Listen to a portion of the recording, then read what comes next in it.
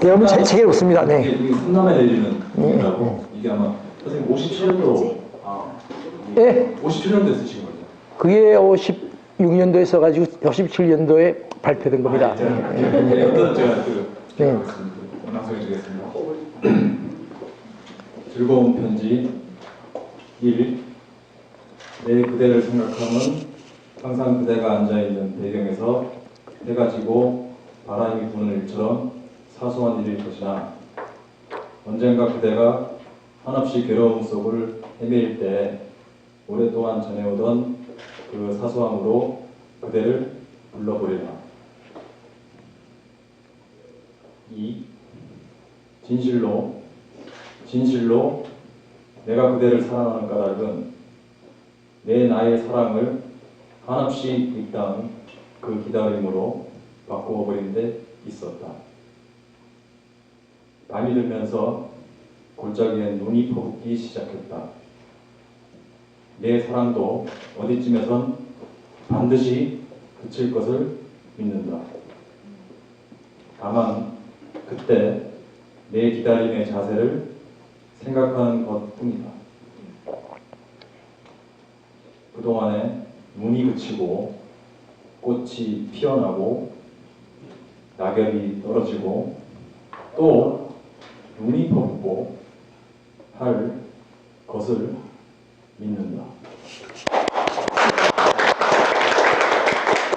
정말 지금 굉장히 알겠습니다. 상당히 과학적으로 읽겠습니다.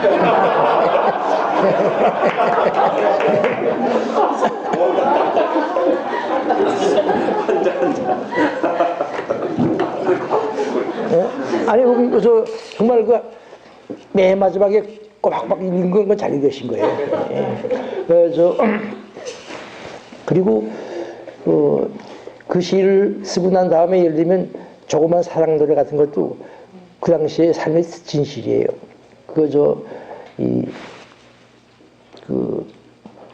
우리나라 옛날에 내려오는 전통적인 연애시하고 달리 두 사람이 다 어디에 앉지 못하고 눈송이 따로따로 눈송이처럼 날려와서 내려앉지 못하고 다니는 거. 그건 왜냐면 내 그 친구의 친구가 연애를 했는데 친구의 친구예요. 그래서 그 친구 그 여자가 어떻게 되는지 지금 모릅니다. 왜냐면 나하고 그 친구도 나하고 길이 달라가지고 만나지 않은 사이였고, 근데 그 남자가 자살했어요. 왜냐면 서자라고 그 여자 집에서 인정을 안 했기 때문에 남자가 자살한 그 시예요. 그 삶의 진실이죠. 그래서 남자와 여자가 어디 내려앉지 못하고 한없이 눈에 날려다니는 눈송이로. 근데 그런 때도 있었습니다. 요새는 아마 서자라고 아마 반대하기 힘들겠죠. 인간적으로 괜찮냐, 능력이 있냐, 뭐 그런 거 하겠죠. 아니면 둘이 제주도로 도망갈 거 아니겠어. 우리 때는 그게 안 됐지만, 예. 그런 게 나도 모르게 삶의 그 진실 때문에 쓴 작품들이 많습니다. 그게 이제 그걸 대전제로 이번 사는 기쁨을 읽어보기가 했어요. 이 시집은 좀 나한테 독특한 겁니다. 왜냐하면 난 이 시집을 준비할 때 이게 마지막 시집이라고 생각했어요. 이 15번째 시집이고, 물론 이제 초기 시집들은 아주 얇습니다. 세로를 썼고, 그래서 다 합하게 되면 12번째쯤 될 거예요. 이런 크기의 시집이라면. 12권은 적은 건 아닙니다. 2권이나 200보다는 좀 많을 거고, 200보다는 조금 적을까? 양이 적은 건 아니죠. 아주 많은 것도 아니고, 예. 어떤 사람은 거진 100번 쓴 사람도 있으니까. 예. 근데 이제 그 삶의 진실인데 이제 그 다음에 뭐가 문제였냐면 살다 보면 인간한테는 고통이 있습니다. 늘. 그 고통 때문에 불교에서는 사성제라고 해서 네 가지 성스러운 것이 있는데 가장 제일 번 성스러운 게 고성제입니다. 인간의 고통이라는 것은 우리가 성스럽게 받아들여야 한다. 인정해야 한다는 거죠. 근데 나도 불교에 관심도 있었지만 고성제에 대해서 알게 된 건 얼마 안 됩니다. 그래서 이제 이 시집에는 고통에 관한 시들이 좀 있는데 하여간 이 맨 마지막 이제 시를 한번 읽어보면 알지만 이게 마지막 시집이라고 생각하고 출판사에 넘겼어요. 교종을 마지막으로 볼 때 한 권은 더 낼 수 있겠다. 아니 이거 서정시로서 75세면 이건 전 세계에 없습니다. 예. 이 서정시니까 소설이 아니고 정말 없습니다. 내가 좋아하는 이에이츠 같은 사람도 지금 나보다 1년 반 전에 죽었고 내 나이보다는. 근데 그래서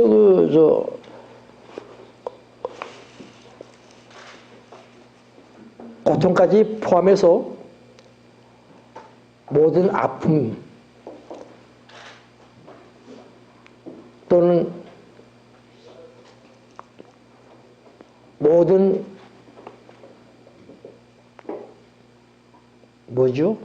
이 위기 그것은 피할 수 없으면 즐기자 라는 생각을 하게 됐습니다. 그건 최근 일이에요. 이 시집이 특별히 전 시집부터 그 싹은 있지만 이 시집의 기본적인 것이 뭐냐면 모든 위기, 모든 아픔, 모든 고통은 피할 수 없으면 즐기자. 즐기는 게 성공하든 못하든 간에. 첫 번째 시가 바로 그겁니다.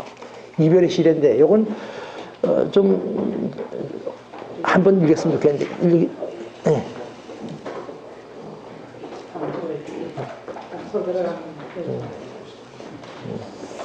목소리가 크면 그냥 읽으시고.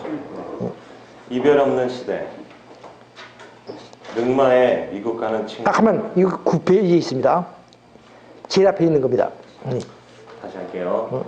이별 없는 시대. 능마에 미국 가는 친구. 이메일과 전화에 매달려 서울서처럼 살다가 자식 곁에서 죽겠다고 하지만 늦가을비 추적추적 내리는 저녁 인사동에서 만나 따끈한 오뎅 안주로 천천히 한잔할 도리는 없겠구나. 하나 같이 살다 누가 먼저 세상 뜨는 것보다 서로의 추억이 반짝일 때 헤어지는 맛도 있겠다. 잘 가거라. 박테리아들도 둘도 갈라질 때 쾌락이 없다면 왜 힘들여 갈라지겠는가. 허허. 좋았어. 이게 내 그 친구하고 해주는 얘기입니다. 그 친구가 미국 가서 이제 아들만 셋둔 친구예요. 근데 미국도 좀 살다가 왔다가 이제 다시 돌아가는데 해주는 얘기인데 어차피 해줄 바에는 아프지만 어차피 아픈 거라면 즐기는 방향으로 나가는 게 좋겠다라는 생각이 이 시집의 기본 생각 중에 하나입니다. 생각해보니까 둘이 서울에서 살다가 둘이 같은 날 죽을 것 같지는 않고 누가 분명히 먼저 죽을 건데 그건 뭐 그때 슬퍼하는 것보다는 미리 해주는 것도 아직도 서로 그 상대방에 대한 추억이 좋고 그 친구가 저희 아주 말도 잘하고 또 재밌었어요. 네? 마종기? 마종기가 포함되기도 하지만 이건 그 어떤 한 사람에 관한 건 아닙니다. 말하자면 내가 그 수법을 얘기하자면 두 사람 거라서 합성했어요.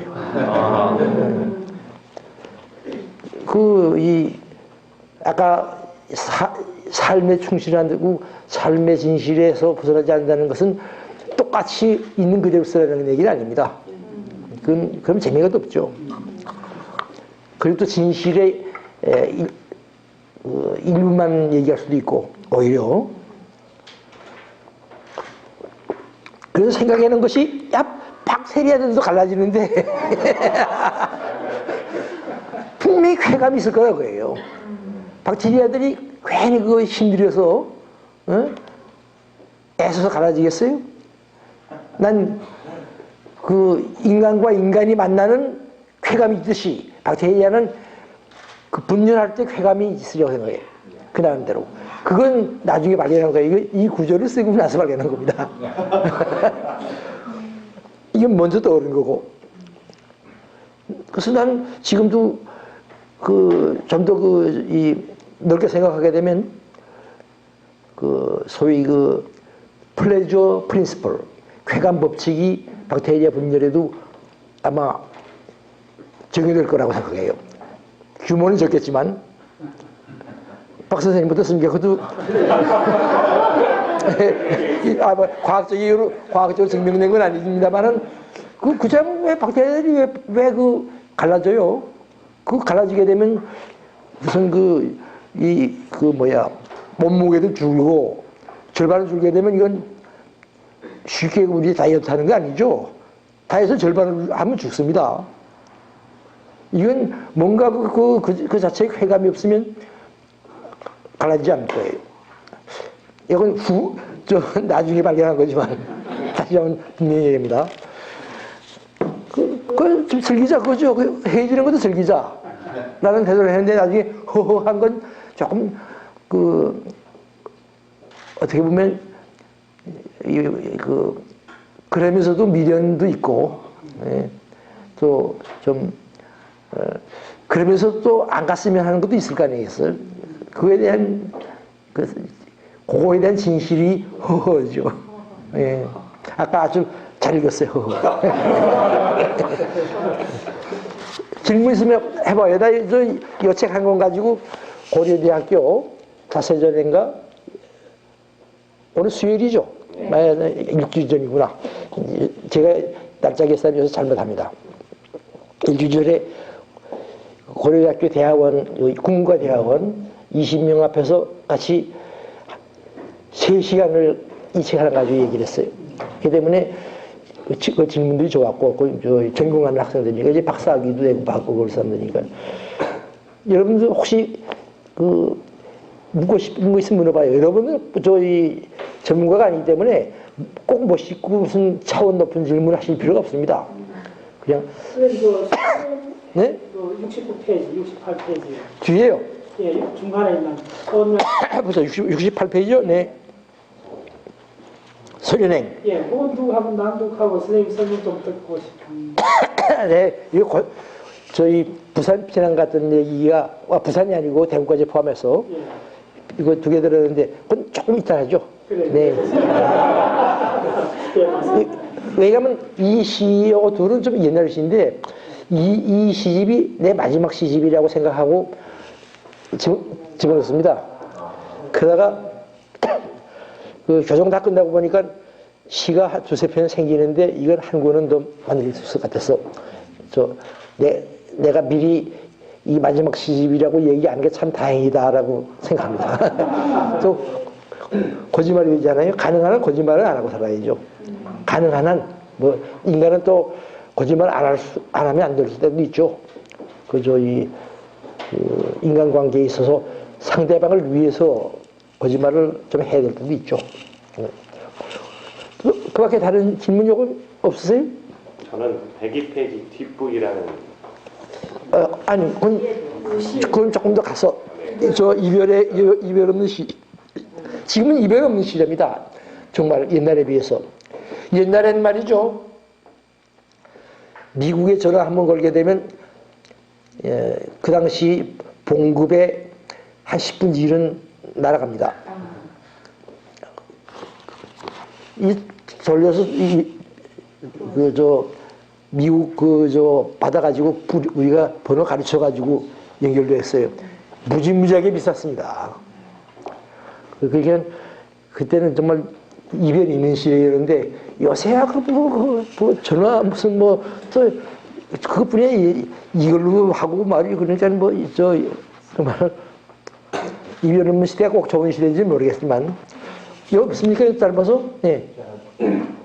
이게 마지막 해 시집이라고는 각오를 가지시고 네. 내셨는데 첫 센텐스에 괴물을 이베르 씨가 들어갔지 않습니까? 어디요? 이별 없는 시대가 네. 첫 번째로 들어갔잖아요. 그러니까 예, 그건 예. 두 가지예요. 이 시가 마음에 들기도 하지만 이 시집 보게 되면 기수로 시작합니다. 그렇죠? 그리고 이 시집의 시는 대부분의 시는 기수의 이 우수에서 시작해서 기수를 끝납니다. 그래야 한 편에 이렇게 다 들어가지. 짧아서 제일 앞에 넣습니다. 제일 좋아서라기보다는 그래도 의미가 있죠. 예. 뒤에 짧은 게 시가 또 한 페이지짜리가 2개 있어요. 뒤에가 있지만 그래도 그 셋 중엔 제일 나서. 그렇지 않으면 왜냐면 전부 일자가 뒤집어서 끝나거든요. 보다는 한 면에 대부분의 시가 두 페이지짜리니까 하기 위해서 했습니다. 더 중요한 거는 네. 제가 느끼기에 맛이라는 표현을 사람과 사람과의 그 헤어지는 석별의 아니에요. 네. 그러니까 여기도 이제 그 어떤 그 이별하는 것하고 이 오뎅안주 들어가지 않습니까? 오뎅안주 한 잔을 천천히 한 잔을 도리는 없겠구나. 네. 그 오뎅의 맛도 들어가고 그리고 반짝일 때 헤어지는 맛도 있겠다. 네. 그러니까 이 이별에 하는 어떤 그 심정을 어떤 저희 독자들 입장에서는 이 맛으로 시인이 표현할 수 있겠다. 네, 그거죠. 그 즐긴다는 게 맛을 즐기는 거 아니겠어요? 내가 얘기했잖아요. 이 어차피 고통스럽고 어차피 아프고 어차피 극복하지 못할 거라면 즐기는 생각을 해보자. 100% 성공을 못하더라도 그게 사는 방법이 아니겠냐라는 것이 요 전 시집에서 인부가 나오고 이 시집에서 가장 중요한 모티브 중에 하나입니다. 또 예를 하나 들어보겠어요. 오케이. 그 60페이지에 겨울을 향하여. 이건 내가 읽어볼까요? 겨울을 향하여. 저 능선 너머까지 겨울이 왔다고 주모가 안주 뒤집던 새 젓가락을 들어 가리켰다. 폭설이 허리까지 내리고 먹을 것 없는 몇 세들 노루들이 골짜기에서 말 오기로 내려왔다고. 이곳에도 아침이면 아기 피주처럼 흐르는 개울에 얼음이 서걱대기 시작했다고. 알든 양미리 구이 안주로 젖껍데기 술을 마시며 생각한다.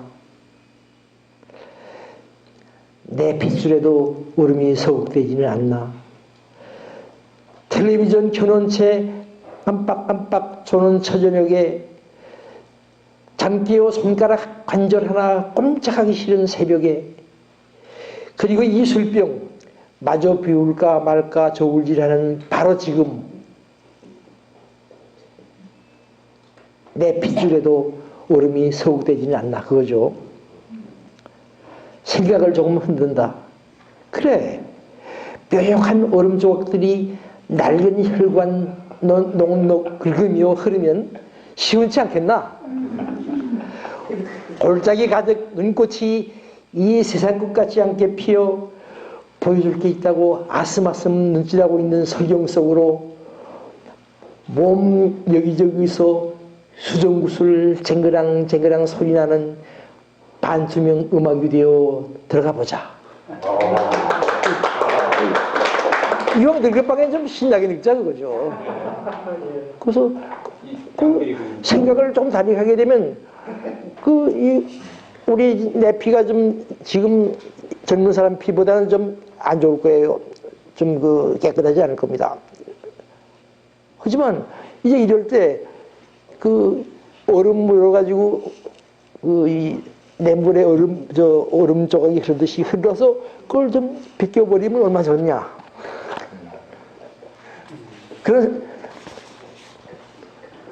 이런 생각이 들어는 거예요. 그 다음에 하나만 더 읽어보겠어요. 앞으로 가서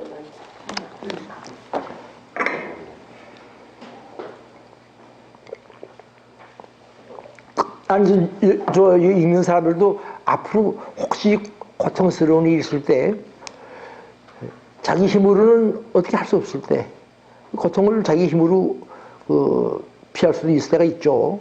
그건 피해야죠. 근데 그 친구가 여러 가지 이유를 가지고 가야겠다. 와이프가 없거든요. 그럴 때는 내가 못 가게 할 수는 없잖아요. 그럴 때는 좀 즐거운 생각을 해보자. 이것 좀, 지금 옛날처럼 일찍 깨지도 못하고, 또, 텔레비전 앞에서 졸 때도 있고. 그럴 때, 자, 그러면 이제 늙으면 얼음 같은 것이 이제 내 핏줄에 흐를 텐데, 얼음 흐르면 깨끗해지지 않겠냐, 그지? 얼음 조각이 흐르면. 그러면 반투명 음악처럼 내가 좋아하는 설경 속으로 들어갈 수도 있고 그런 생각을 한 겁니다. 근데 상당히 절실한 생각이에요.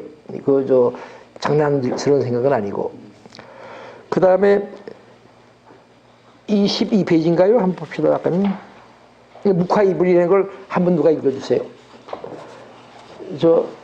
한번 읽으시겠어요? 네. 이거 드릴까요? 네.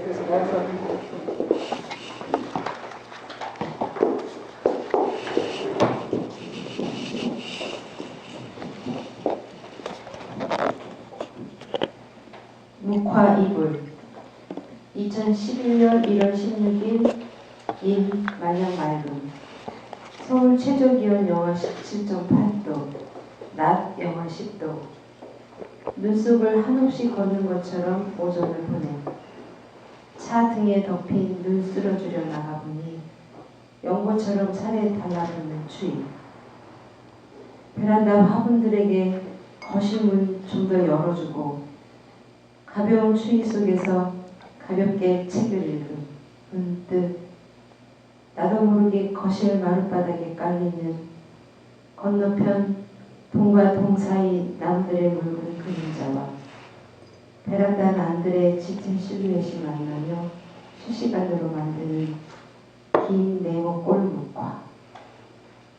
겨울해가 건너편 동 뒤로 넘어가며 거실 빛을 거두고 조금 후 동과 동 사이를 건너가며 깔리기 시작해서 10여 분 후에는 언제 그런 게 있었냐는 듯 사라지는 그림자 무늬가 제대로 펼쳐지는 건 겨울 중에도 지금 바로 이때 마룻바닥 한가운데 잠시 이불처럼 덮였다 벗겨지는 묵화.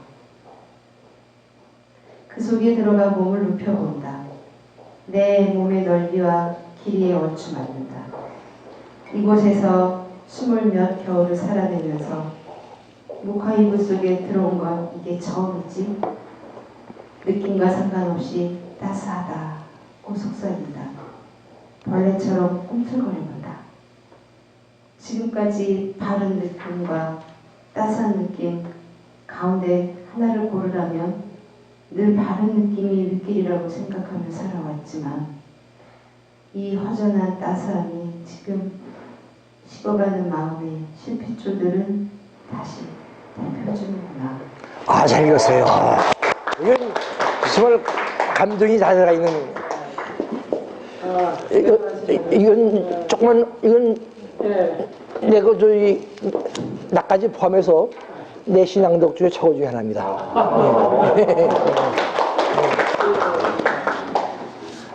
이것도 그거예요.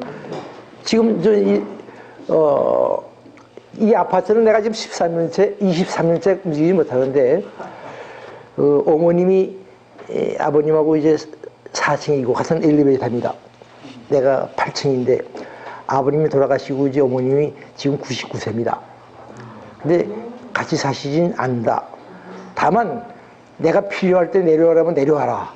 그래서 와이프가 하루에 3번 내려가야 되고 또 저도 수시로 내려갑니다. 그래서 23년 꼼짝 못하고 살고 있어요. 그래서 그 아파트 얘기예요.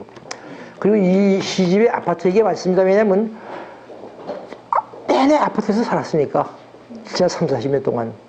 그리고 이제는 아파트 얘기를 할 수밖에 없는 게 우리나라 지금 전체 인구의 51%가 아파트 생활입니다. 이제 할 수 없어요. 이제 이따가 그 사는 기쁨을 읽을 때 나오죠. 아파트 얘기가. 이것도 마찬가지입니다. 그 오늘 하루 이제 그 보다가 그 재밌어요. 그 저 멀리서 오는 것은 저쪽 그 동 건너편에 있는 나무들은 희미하고 앞에 있는 그 저희 이 베란다에 있는 식물들은 그림자는 진해요. 그걸 잘 어울려가지고 묵화 그림이 돼요. 길이가 저 사람 하나 들어갈 만큼. 그러니까 2년 전이군요. 11년이니까 2년 전에 한번 들어가서 보니까 꼭 맞아. 내 관 같기도 하고. 그래서 불교리도 보고. 그리고 갑자기 따사라고 하고 싶어요. 산에 추운 날 아니에요.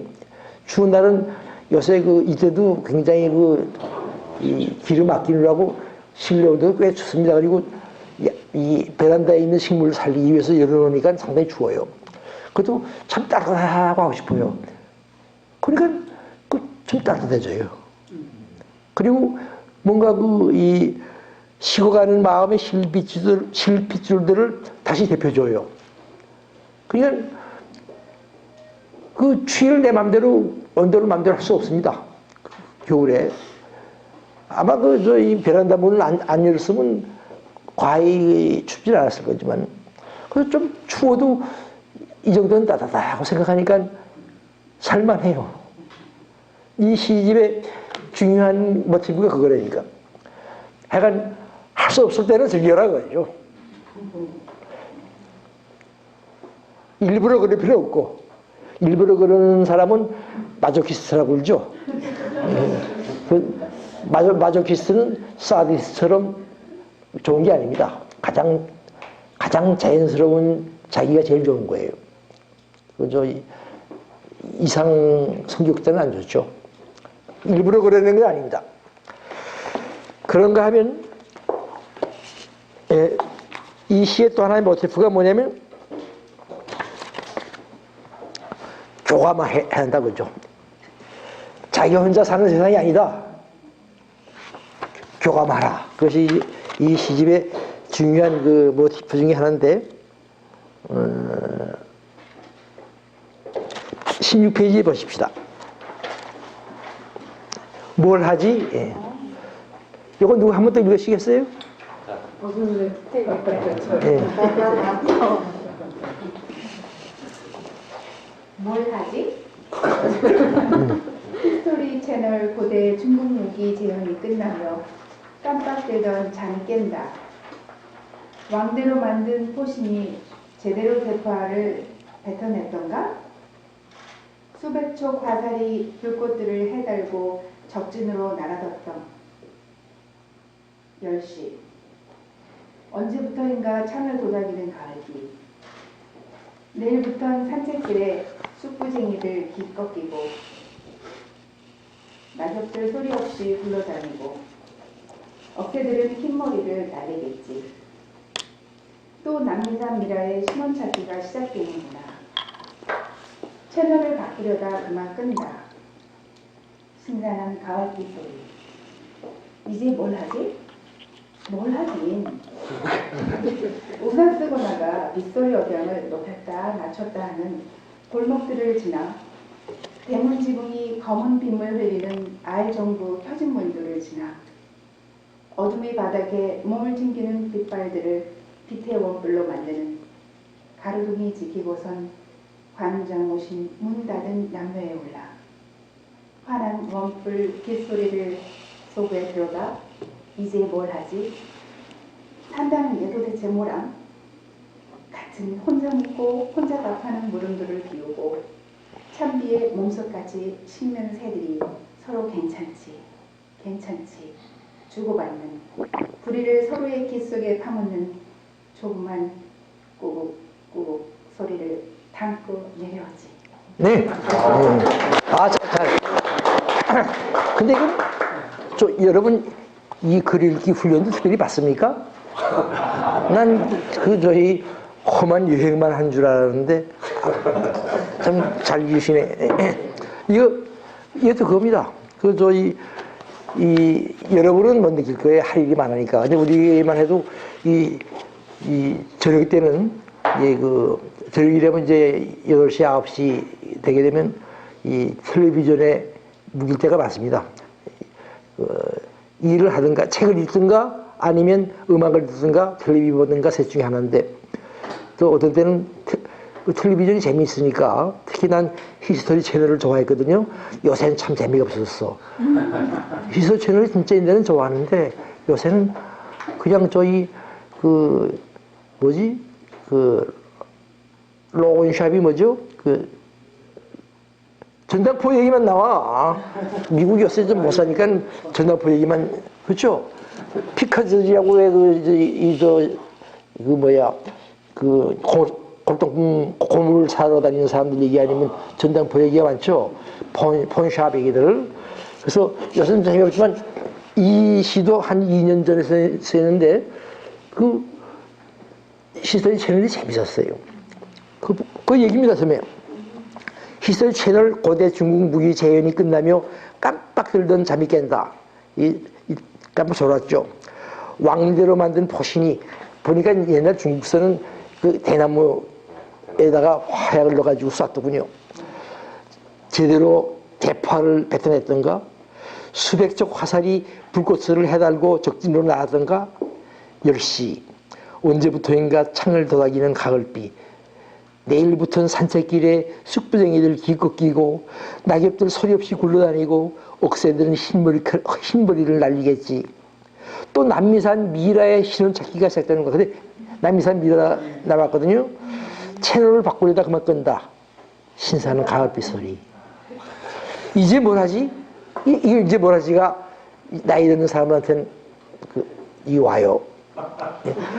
왜냐하면 10시가 된 다음에 힘든 책을 읽을 수가 없습니다. 힘든 책은 10시 지난 다음에 읽을 수 없고 또 10시 지난 다음에 좀 심각한 음악도 듣게 되질 않아요. 그래서 그때 뭘 하긴 우산 쓰고 나가서 말이죠.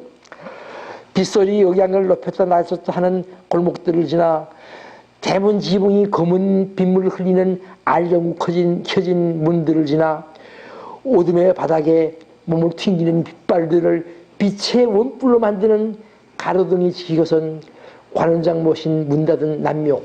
여러분 사대문 4군데 관원장묘가 있었습니다. 임진왜란 끝난 다음에 중국에 대한 감사의 표시로 또 방어의 표시로. 남묘가 어디냐면 내가 살고 있는 사당동 끝에 있어요. 사당동하고 이 현충원 올라가는 그 끝에 남묘가 있습니다. 동묘는 아시죠? 지금 동묘는 남묘만 살아남았을 거예요. 동묘가 그건 진짜고 동묘는 크고 규모가. 왜 신설동 가기 전에 동묘 있잖아요? 그건 관원장 모신 겁니다. 임진왜란 이후에. 그 남묘터 가서 가로등이 지고선 관원장 모신 문 닫은 남묘에 올라 환한 원뿔 빗소리 속에 들어가. 비가 막 내리는데 가로등이 쫙 이렇죠. 이게 지금 이게 2년 전이 아니고 이게 한 5, 6년 전에 쓰였는데 요새는 이 전기 악기는 다른 가로등으로 바뀌었어요. 옛날에는 이렇게 되어 있는 거였는데 그래서 안 맞지만 할 수 있어요. 이 세상에 생겼다 없어지는 게 많은데 그때 얘기입니다. 쫙 여기 환한 원뿔 빗소리 속에 들어가 이제 뭘 하지? 산다는 게 도대체 뭐람 같은 혼자 묻고 혼자 답하는 물음들을 비우고 찬비의 몸속까지 식는 새들이 비가 내리면 이 새들의 집은 비를 못 막아요. 그렇죠? 나뭇가지로 웅성하죠. 찬비에 몸속까지 식는 새들이 서로 괜찮지? 괜찮지? 주고받는 부리를 서로의 귓속에 파묻는 조그만 꾹꾹 소리를 담고 내려오지. 어떤 이 자기 생만이 아닌 새들의 삶까지 포함되는 공감, 이게 사는데 필요하다라는 생각이죠. 그 다음에는 이 18페이지의 고속도로를 보세요. 저 뒤에 분 한번 누구 읽어주세요. 목소리 큰 사람은 그냥 읽어도 되고.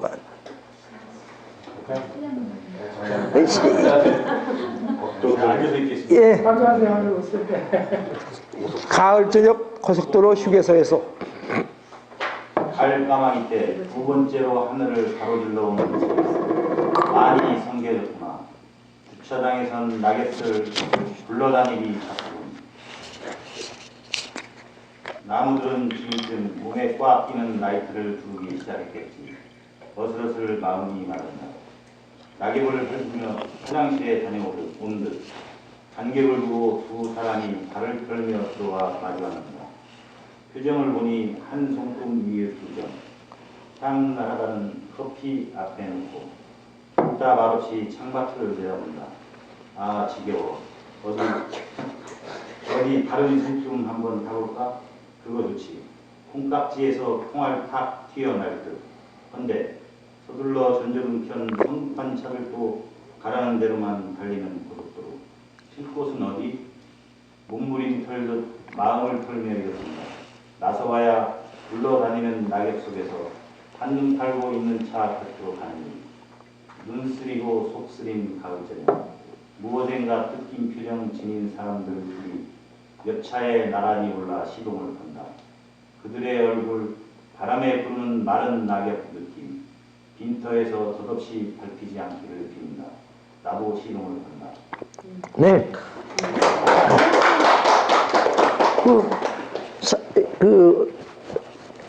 어떤 부부 같아요.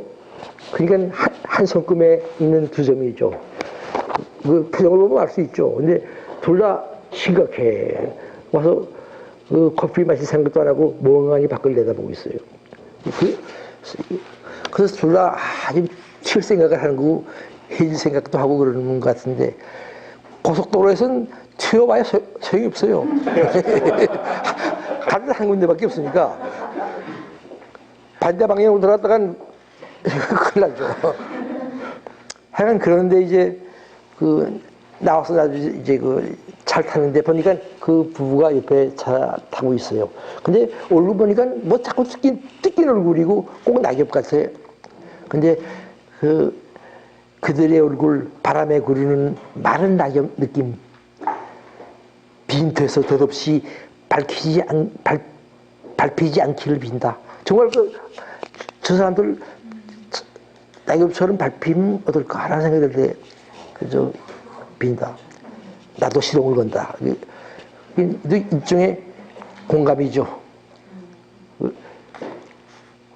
내가 내가 비인 게 조금 도움이 됐으면 하는 생각이 들었어요.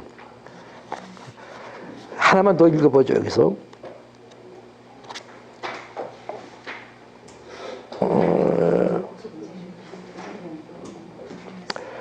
62페이지에 발없이 걷듯. 62페이지. 요건 말이죠. 이 중간에 뭐가 나오냐면, 터키 에베소에 갔을 때 내 경험이 나옵니다. 여전 시집에. 그러니까 황동규의 시를 계속 읽는 사람들은 이게 금방 무슨 얘기인지 알아요. 에베소에서 관광을 하는데 내내 따라오는 게 사진 파는 사람들이에요. $1 해요. 사진 질은 과히 좋지 않아요.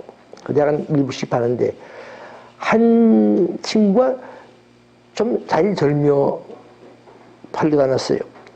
근데 다 끝나고 돌아갈 때 보니까 무지무지하게 저는 친구야. 자존심이 여러 사람 앞에서 억지로 안 주는 것처럼 한 거예요. 대개 뭐예요? 좀 덜 되는 친구도 많이 젊음으로써 동정심을 발휘해서 뭐 파는 게 일반적인 사람들이죠. 이 친구 자존심이 있어. 그게 확 와요, 인간적으로. 그래서 그걸 잊지 않고 있다가 내가 절대 그 사람을 생각이 난 거예요. 예? 족저근막염이라는 병이 있습니다. 그것도 심해요. 나 몇 달 동안 발바닥 끝이 아픈 건데, 그걸 내가 저희 박문호 선생님한테 미리 내가 의논했으면 병원에 가는 건데, 난 발이 아프면 무조건 침 맞으러 다녔거든요, 옛날에. 침을 9번이나 맞아도 차도가 없어요. 그래서 병원에 갔더니 선생님이 대학 선생인데, 이걸 침 맞으러 다니면 어떻게 하면 이게 염증인데. 죽도근막염이 염증이에요. 염증엔 침 맞으면 안 됩니다. 근데 이 놔준 친구가 좀 안 좋은 것 같아. 무식한지 모르지만 하여간 돈 벌려고 9번이나 놔줬어요. 이틀에 한 번씩도 놓고. 그래서 그때 그 얘기입니다. 이건 내가 읽겠습니다. 네. 박 선생님 한번 읽으시겠어요? 네. 이거 드릴까요? 아니요, 괜찮습니다. 발음식 어떤 그럴 때마다 오른편 발 뒤꿈치 아프게 되기는 족저근막염에 걸려 침을 9번 맞아도 통증 기울지 않고 수복저가 피하던 것을 지금 좀 개나리 한창이 산책을 2달 못 나가고 지난 주말엔 친구들이 부르는 술자리도 동준이 채라 이승철이나 대책이나 떠오르는 것이 4년 전이나 특히 엘리베이터에서 다리 절면서 원달러 외치던 4분척8분 사내 올라갈 때 심하게 다리 절면됐으나 사람들 앞에서 나를 만큼만 가늘게 절던 사내 그의 얼굴이 어둡지 않았어. 몇 시간이 거리에서 사람들 납듯이 걸어다니고 그들의 삶이 내 삶보다 더 탱탱하고 이 세상이 생각보다 훨씬 더 탄력 있다는 느낌을 받았어. 텀내어 힘들게 내려간 사당역 부근 지하서점 반대 누리서에선 닷새 전 나온 새집 어떻게 꼽혀있나 살펴보다 말고 덩치가 미술책 하나 집어 들고 난간 잡으며 올라왔지. 문 앞에서 걸음 멈추었다.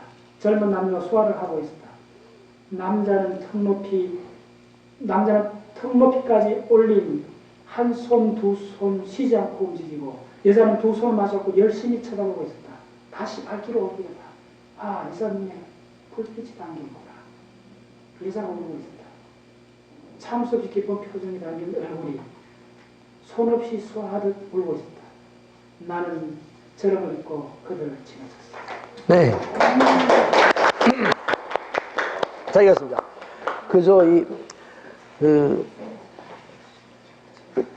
옛날 같으면 수화하는 사람이 있으면 금방 지나갔었어요.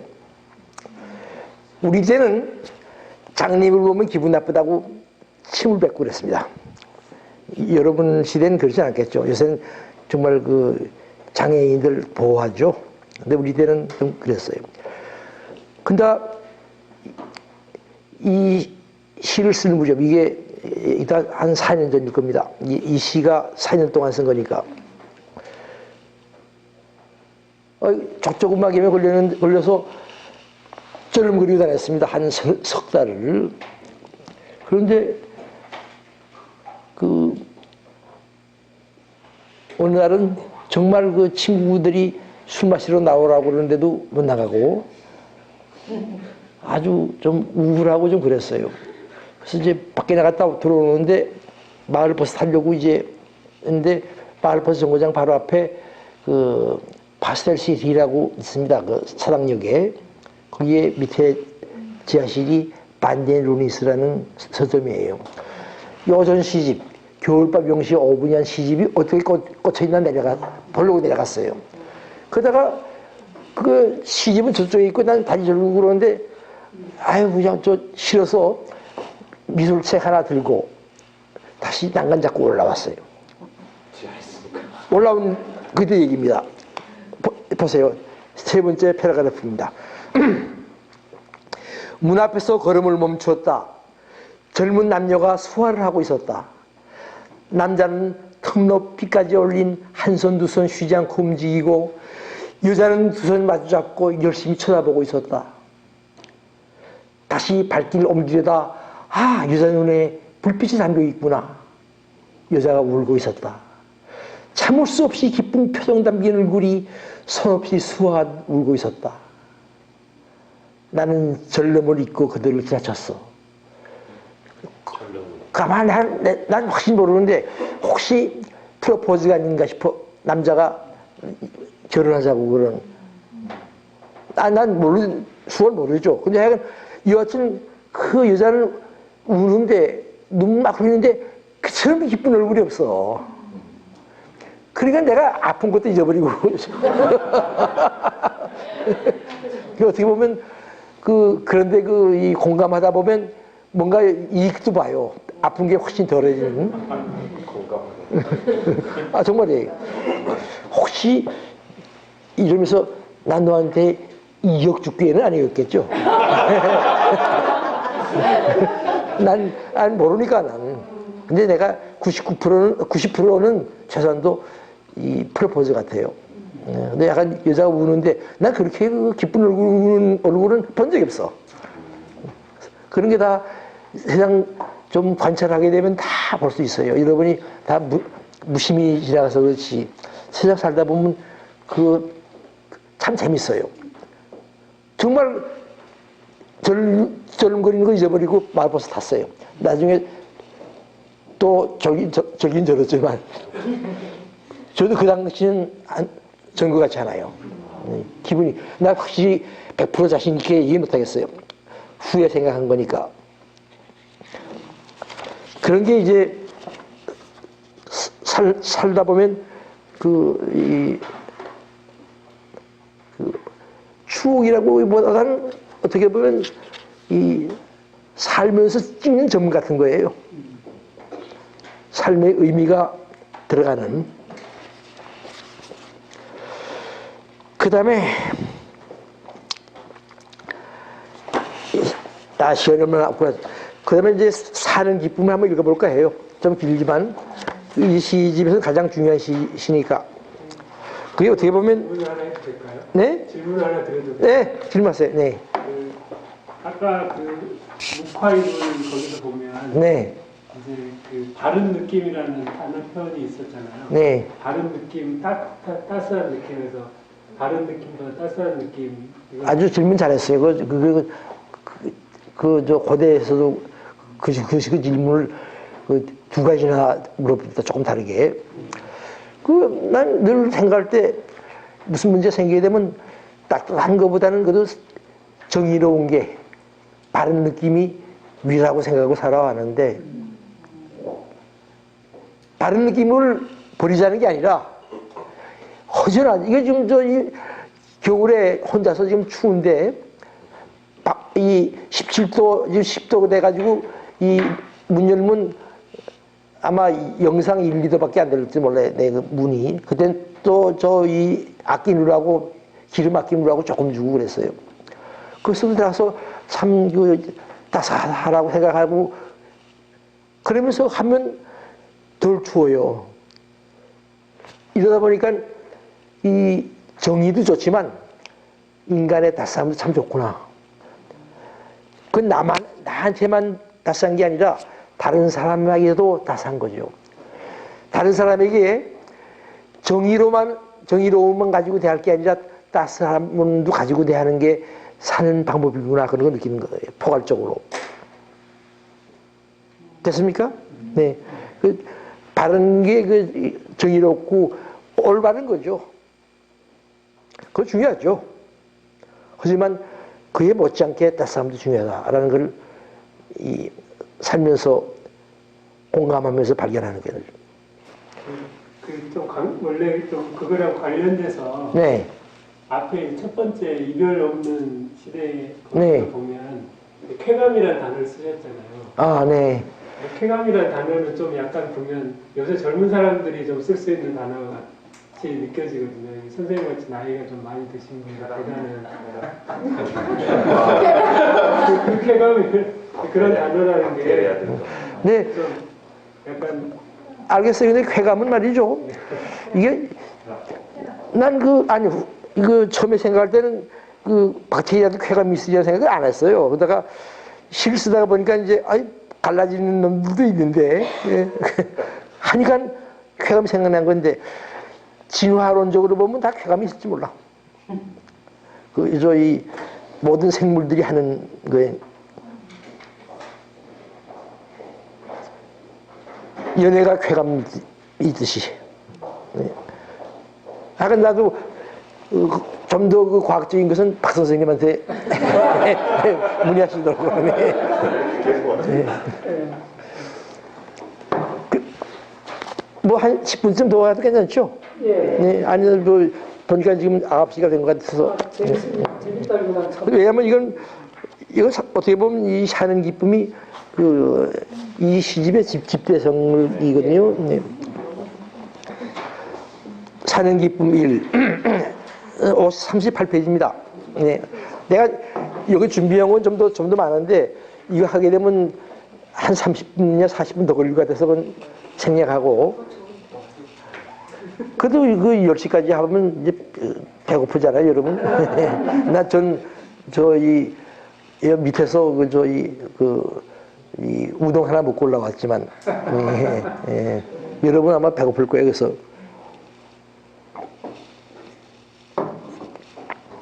사는 기쁨 1.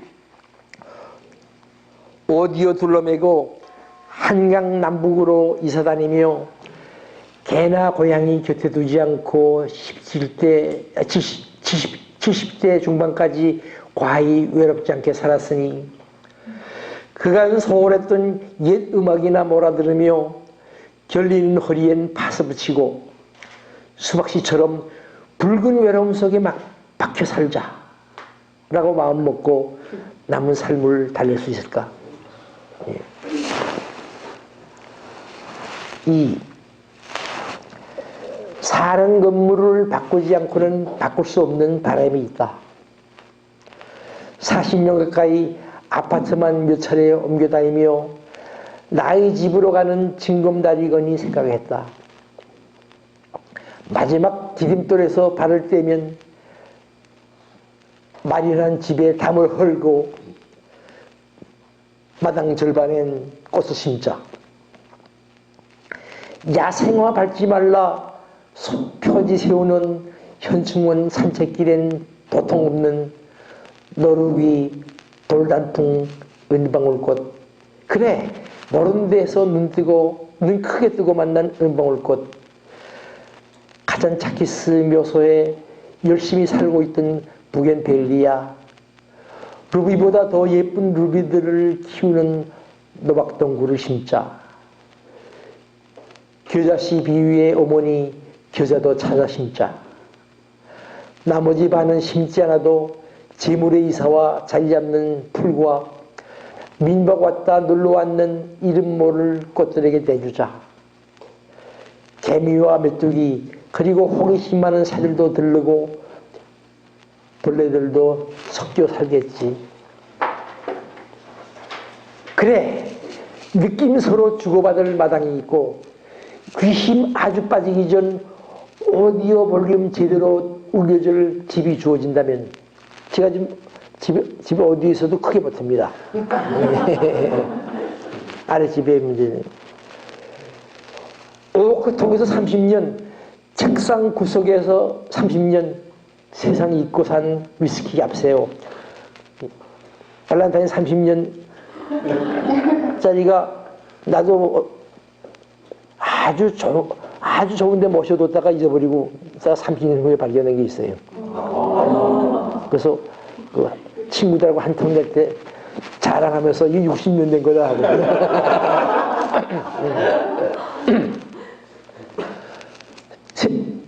세상에 잊고 산 위스키 얍세요. 와인과 막걸리와 칵테일을 모아 친구들을 불러 먼저 가버린 자들도 번호가 살아있으면 문자를 보내 파티를 열자. 바람은 아직 유효하다. 유효할까? 파티 다음날 종일 속도 마하 0으로 움직이는 텅 빈 맛이 몸에 버틸 힘을 줄까? 마하 0은 속도가 어떻게 됩니까? 예? 움직이지 않는 거죠. 아무리 마가 빠르지만 지체인데 그냥 숙취가 바지 다음날 숙취가 오는 거죠. 마하 0으로 움직이는 텅 빈 맛이 몸에 버틸 힘을 줄까? 가을 들어 처음으로 은행잎이 비행 연습을 시작하는 저녁, 동양한 창밖으로 건너편 언덕 아파트의 모든 창들이 일제히 황금향으로 피어난다. 대가 없이 자신을 태우는 황금의 절창들. 지금 사는 아파트에서는 한 해 가운데 이 한때가 가장 마음에 든다. 가장이라는 말에는 지금까지라는 뜻이 숨어 있고 다음은 텅 빔. 조금 전 건물 입구에서 시들고 있는 꽃에게 안부를 물어봤다. 코끝에 맴돌자마자 사라지는 향기로 꽃은 답했다. 텅 빔. 바람의 속내가 가짐인가 텅 빔인가. 햇빛 쓰러지며 한 자락씩 황금에서 어둠으로 바뀌는 창들이 차례로 물음을 던진다. 이게 1년 전까지는 유효합니다만 지금은 그걸 아파트가 언덕에 있는데 그 앞에 있는 집들을 좀 허물고 아파트를 짓고 있는데 네모난 아파트가 아니고 육각형 아파트이기 때문에 이제 창들의 황금빛 그 향불은 벌써 껴졌습니다. 금년부터. 작년 가을부터 미안합니다. 야, 이거 참 제가 사는 사당동이 이거 교통이 편리하니까 좀 못 사는 동네였거든요. 그래서 오히려 살기가 재미있었는데 이제 자꾸 없애고 아파트 만들어가지고 상점도 없어지고 골목 상점도 없어지고 옛날에는 산책하다 보면 서로 싸우는 사람도 있고 그래서 구경도 재미나는데 그것도 없어지고 지금 자꾸 변해요. 이 시가 막 그 마지막일 거예요. 이 창들이 그 건너편이 창이 아파트가 한 7, 8동이 저녁 때 쫙 비친 거 보면 멋있었거든요. 정말 멋있었어요. 며칠 동안은 참 좋았어요. 자꾸 너무 변해. 저도 외국처럼 그래도 한 100년 가야지. 아이고, 참.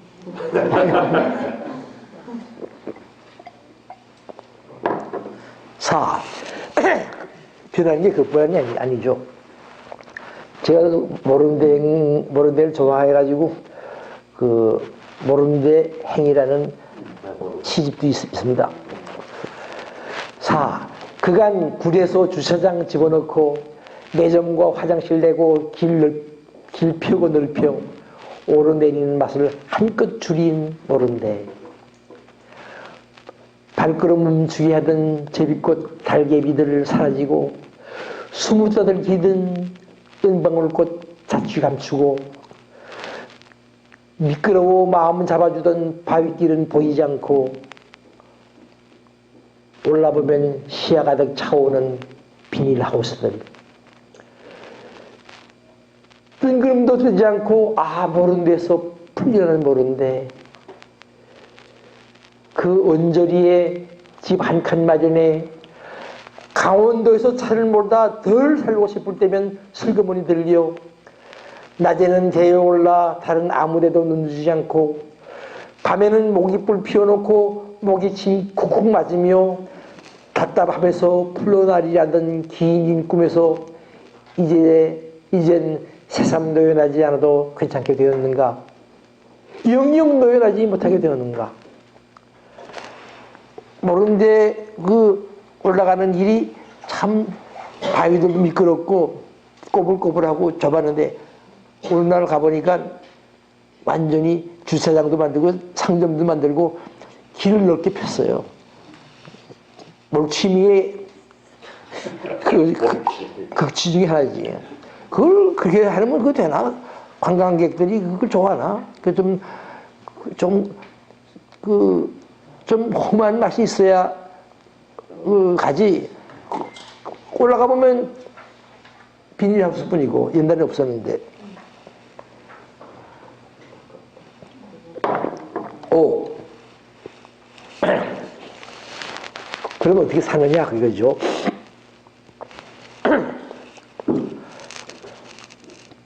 바위 틈에 발톱 받고 서 있는 나무 5그루, 바로 뒤에 야스막한 초막 비어 있다. 그 뒤로 흐르는지 안 흐르는지 말없이 넓게 펼쳐진 물 건너 그림자 하나 없이 커다랗고 깨끗한 산, 원나라 화가 예찬의 한없이 맑고 적적한 산수는 이 원나라 그 그림이 참 좋습니다. 송나라 원나라가 중국 그림의 최고인 것 같아요. 명나라 청나라 때 그림은 좀 속화됐어요. 예찬이 그 중에 최고 중에 하나인데 그 예찬이 그린 그림은 신선들이 사는 것 같아요. 내가 늘 생각을 볼 때마다 신선들이 산다고 생각했어요. 우리나라 사람도 굉장히 좋아했습니다. 추사가 굉장히 좋아했고, 추사의 제자에 소치가 있죠. 허소치. 허소치가 그 진도에 있는 산방 이름이 울림 산방이죠. 예찬의 호가 울림이에요.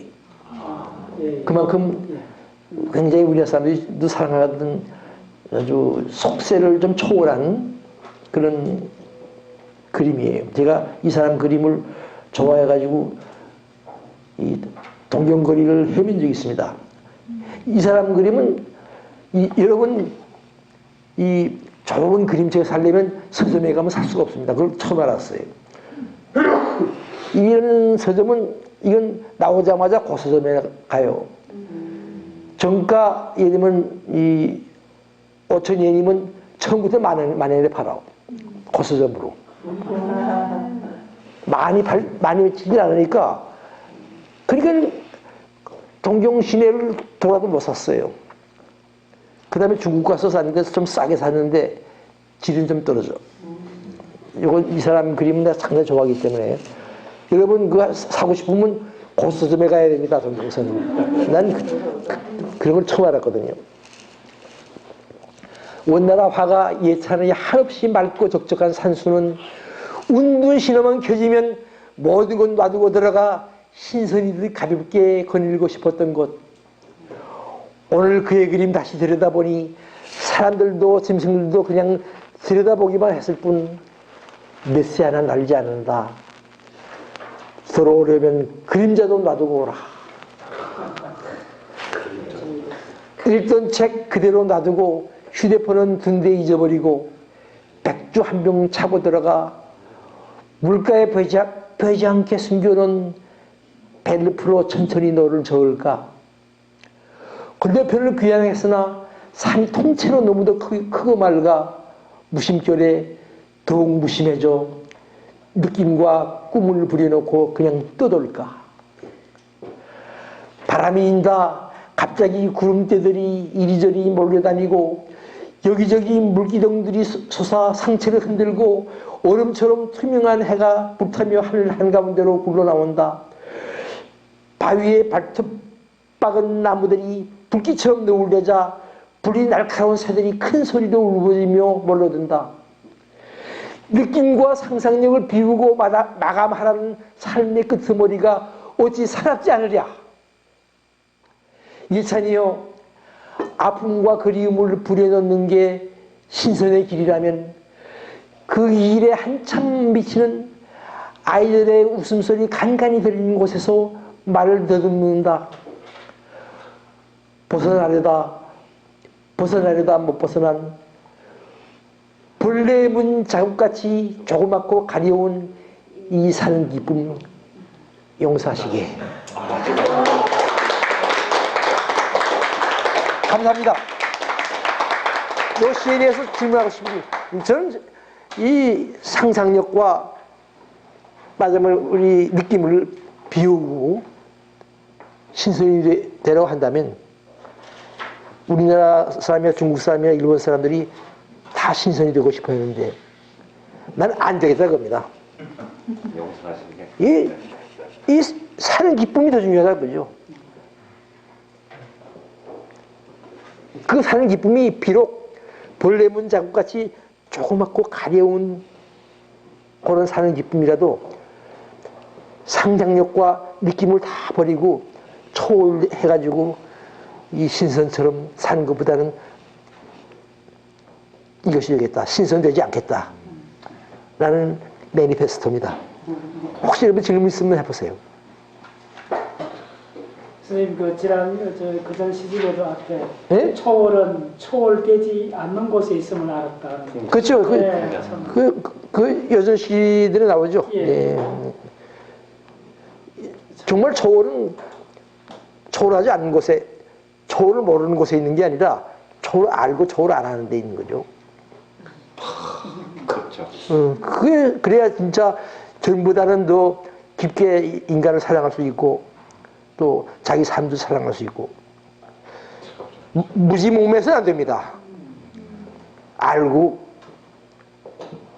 초월의 세계에 들어가지 않는 게 삶의 기본이죠. 혹시 또 질문 있으면 해보세요.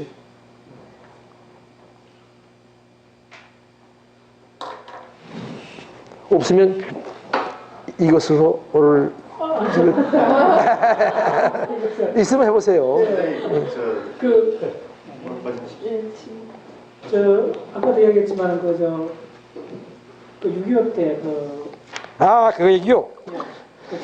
고통스러운 걸 하는 난 이 시집으로 모든 걸 정리한다는 거로 소년행이라는 거하고 소년의 아니 됐어요. 더 따지지 마세요. 두 병 마셨으면 됐죠. 하나 읽어볼까요? 네, 이거에 비해서 좀 칙칙하지 않을까? 네. 하나, 소녀를 벗어나는 얘기고, 하나는, 이 소년행이라는 건 김남천이라는 소설가가 쓴 소년행에서 내가 제목을 따온 거예요. 고통스러운, 자기 소년이 고통스러운 건데, 이백이가 쓴 소년행이 있습니다. 이건 좀 화려합니다. 이건 그 이백이가 쓴 소년행은 나중에 읽었어요. 그건 자기가 젊었을 때 말 타고 술 마시고 달리는 기분 좋은 거예요. 근데 그게 아니고 김남천이라는 우리나라 소설가가 이북 가서 거의 숙청당한 친구죠. 월북했다가 그 사람이 쓴 그 소년행에서 따오는 소년의 끝보다는 소년행을 하나 읽고 끝내죠. 네. 읽으시겠어요, 한번? 네. 요거 두 개 밑에 걸 먼저 봐야죠. 당시 대구에서 가장 부수가 나왔던 신문이 영남일보인데 영남일보를 영감할마이 신문이라고 하고 다녔습니다. 예. 그리고 또 하나는 광복동 거리가 당시 부산에서 가장 번화했던 거리입니다. 네. 네, 이번에는 한태근 김선별처럼 가루가 웅크리고 있는 무대, 점점 더 무겁게 처지는 막 힘들게 덜쳐보다 서둘러 닫게 되는, 덜쳐지면 무엇인가 걸려 잘 닫히지 않는, 추억은 전쟁을 무작위로 이은 필름으로 만든다. 불타는 차량, 가운데 한두 칸 비어진 벼랑, 팔다리 딴 데 두고 누워 버티는 사람들, 허리에 뭉 뚫린 탱크, 기관소차, 몇 줄기 행진곡, 겨드랑이에 신문 찢기고 할바이 신문 외치며 달릴 때 팔다는 무게가 조율하는 목청과 자판에 담배와 껌과 초콜릿을 큰 그림처럼 배치하던 소년의 미학이 있었다. 단 속에 그릇 차인 자판 꽃잎들이 땅에 뿌리진다. 감은 눈에 계속되는 화려한 착지. 가족 젖이 엉켜 잡은 방에 검은 눈 내리고 모르는 새 다음 날이 하얗게 새게 됐다. 사타구니에 바람문이 새겨주던 대구 분지와 부산의 40계단, 서면의 양키부대, 영도의 비탈 요식, 나도 모르게 이를 악물게 되었다. 전쟁이 덜컥 멈춰 며칠로 서울로 간다는 여름날 저녁 강복동 거리를 내려가다가 레코드점에서 울리는 귀에 익은 소리를 노래 소리를 들었다. 발걸음 멈췄다. 아 그동안 노래도 살았구나. 노래도 이 악물고 듣고 있구나. 네. 그때 못해본 게 없어요. 이 좌판에서 해놓고 초콜릿 등 팔기도 했고, 그 당시 단석반이 와서 박수 차게 되면 집어담아서 해야죠. 그리고 또 신문 발의를 했고, 또 서면에 가서 양키부대에 가서 물건 사다가 파는 것도 했고, 그러다 보니까 나도 모르게 그때 느낌이에요. 이를 악물고 살게 되거든. 그래서 노래도 이를 악물고 듣고 그게 해소되는 게 그 다음 시입니다. 선현의 끝. 이건 처음으로 닭을 죽였어요. 중학교 때. 닭장이 있었거든요, 집에. 그 얘기인데, 지금 20분이 넘었는데. 그 하나만 더 줘. 82페이지, 내가 없는 삶. 아, 그래요? 네, 이거 88페이지죠? 82페이지. 네. 대단하게 느껴져요. 김입수 양타삼 그런지. 네가 없는 삶. 네.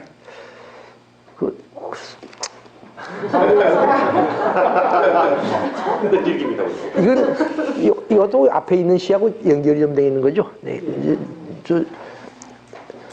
내가 읽기죠, 이번엔. 근데 어떻게 박 선생님이 요 시를 택했을까? 요새 이런 일이 좀 있었어요?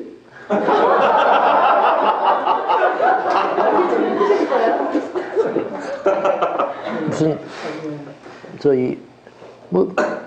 아까 읽어보면 이 풍장 시를 저 경입할 수 있지 않습니까? 풍장하고 이 쭉 연결되는 그런.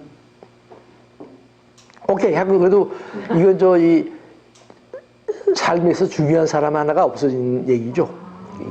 그게 무슨 애인일 수도 있고 친구일 수도 있고 다 있겠지만, 네가 없는 삶, 아픔이 없는 삶은 빈 그릇이다 라고 네가 말했을 때 우리는 천천히 저수지를 돌고 있었다.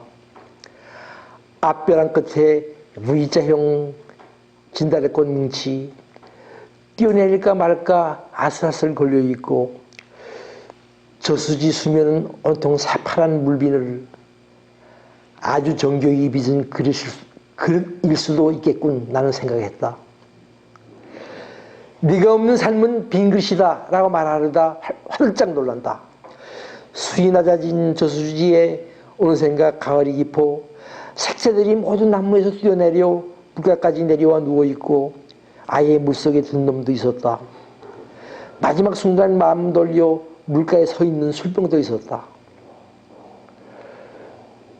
물새 한 마리 쓸쓸히 자맥질하고 있는 물에는 물속 땅에 박힌 건지 물 위에 뜬 건지 조그만 배 하나 모져 있고, 하늘이 통째에 빠져 있는 수면엔 밝은 조개구름 한때가 지나가고 있었다. 문득 가까이 사람 소리, 아끼듯 조용히 나누는 말소리, 한참 잠잠하다 읽고 차 떠나는 소리.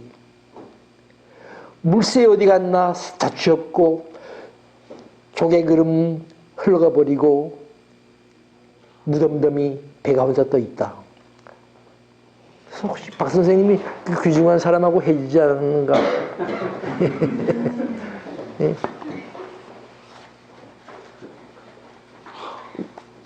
저도 마지막 네. 손혜 씨 같은 술에 관한 얘기들이 가끔 나오는데요.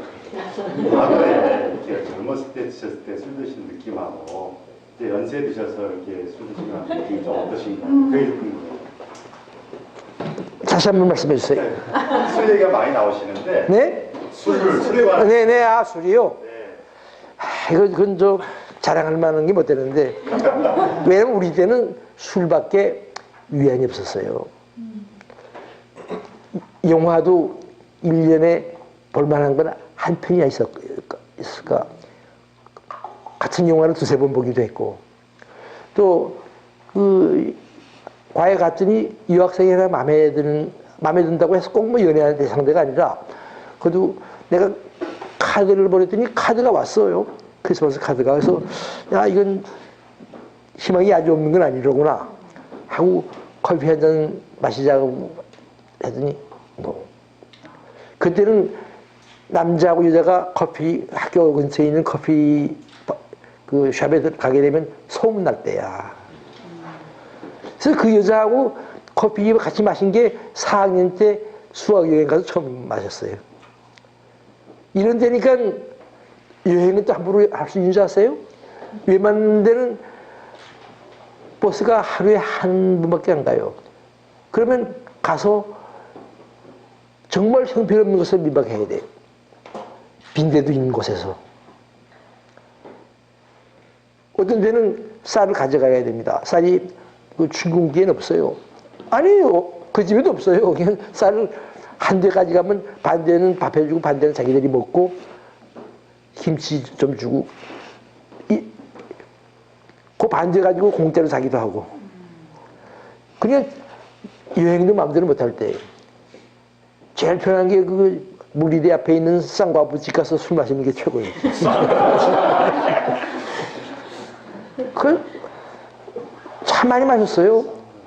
또 게다가 또 무슨 나쁜 일이 있었냐면 토행금지라는 게 있었습니다, 옛날에.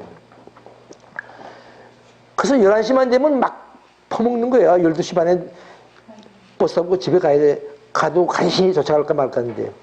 그래서 참 우리 때는 술 때문에 살았고 술 때문에 몸 많이 버렸죠. 나도 우리 집안이 상당히 끈기에 있고 힘 있는 집안인데도 잔병이 있고 그런 게 술 때문에 많이 마셨어요. 지금 완전히 줄었죠. 술 얘기 자주 나오는 건 과거 얘기도 해야 되니까. 그리고 또 지금도 술은 거의 매일 마십니다. 양은 적지만 아주. 예를 들면 예전에는 자기 전에 소주 8분지 9쯤 마시고 잤어요. 조금 남기는 게 그래도 심리적으로 위안이 되니까. 지금은 한 3분지 1. 그냥 요새는 아마 밖에서 먹는 건 좀 더 많이 마시지만 집에서 마시는 건 아까 말한 존스 홉킨스나 하버드 대학교에서 연구하고도 발표하는 술을 아주 안 마시는 것보다는 조금씩 매일 마시는 게 몸에 좋다. 그렇지만 술을 장려하는 게 될까봐 발표 안 한 것 같습니다. 뉴욕타임스에 나왔으니까. 그래서 여러분이 포도주 큰 거 한 잔쯤은 매일 마시는 게 안 마시는 것보다 몸에 좋은 거예요. 대개 그 이상 마시는 게 문제지. 요새 그래도 아주 적게 마셔요. 밖에 나가서 마시든 좀 많이 마시지만. 또 질문 있으세요? 김현 선생님하고는 어떻습니까? 김현 씨? 예. 뛰어난 비평가였죠. 좀 일찍 죽었죠.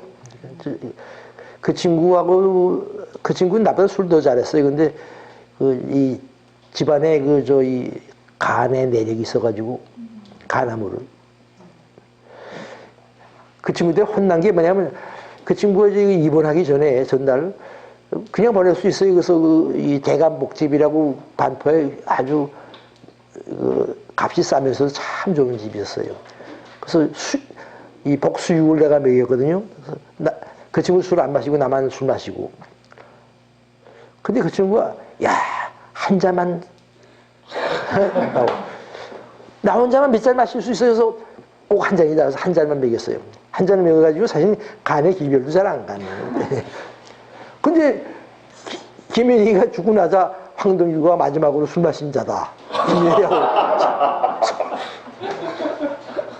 그럼 맞긴 맞아요.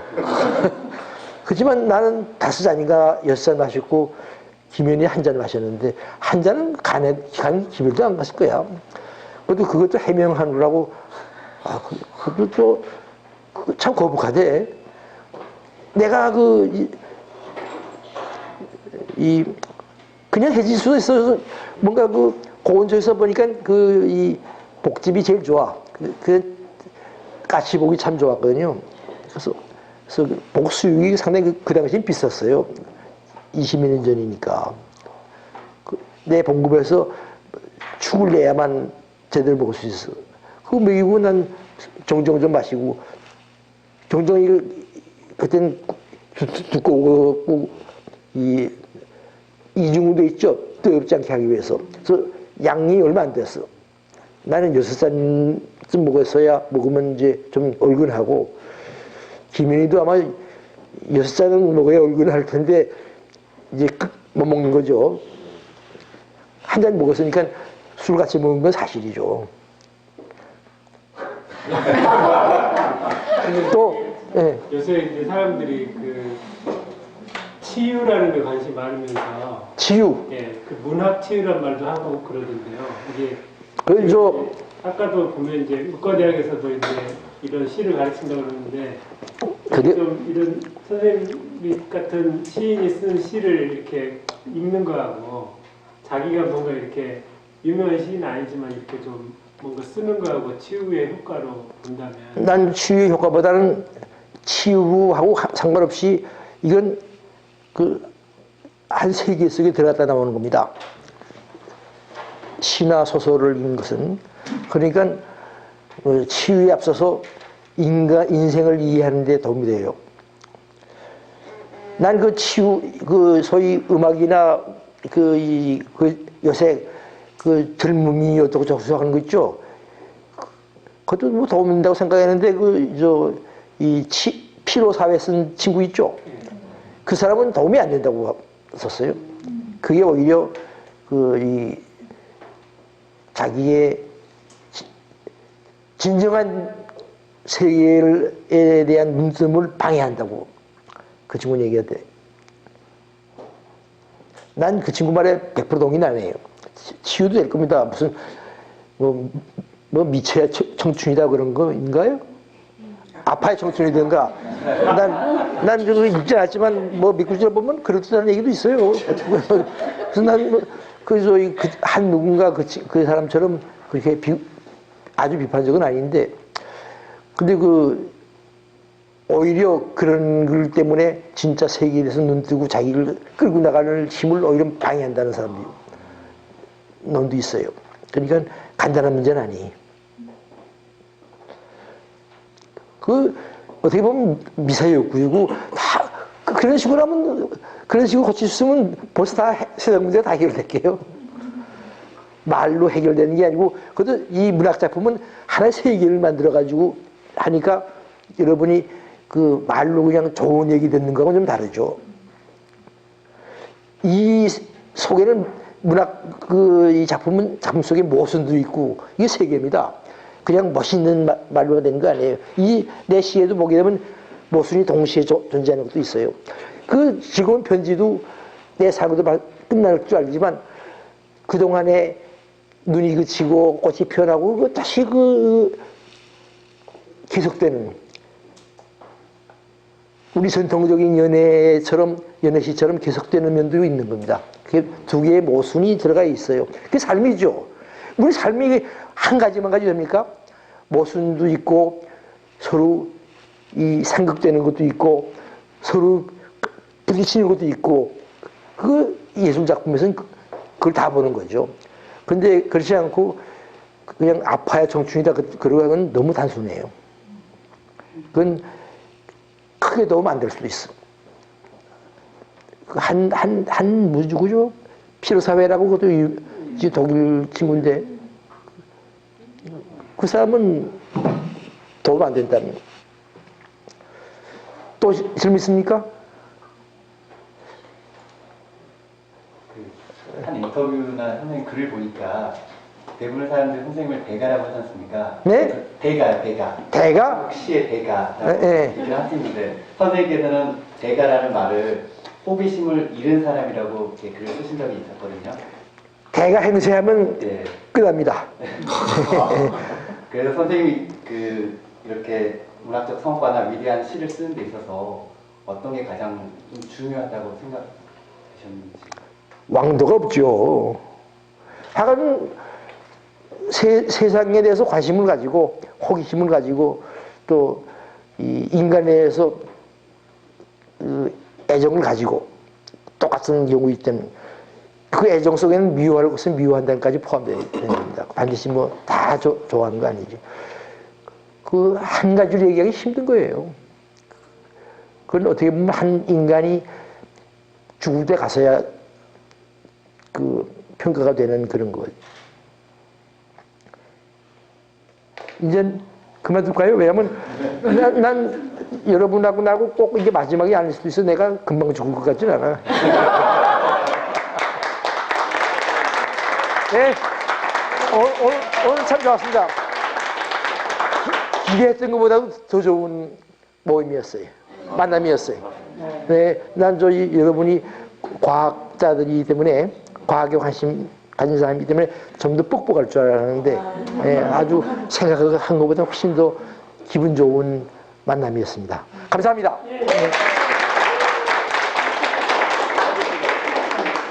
사진 좀 찍. 네. 자, 우리